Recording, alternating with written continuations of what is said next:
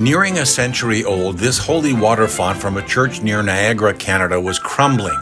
Chunks were falling off the angel's arm and rust overwhelming both the top and underside of the steel clamshell.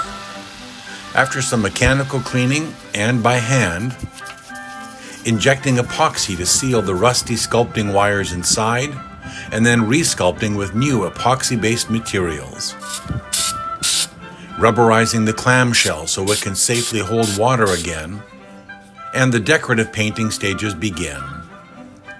Skin tones, the rust-proofing base and paint on the steel clamshell, all the gold adornments and the wing trims, then it's onto her hair, with the color blends, every fold in the garments, feathering the wings, faux marble on the base, and she's ready to return to St. Vincent de Paul Church. Thanks for watching.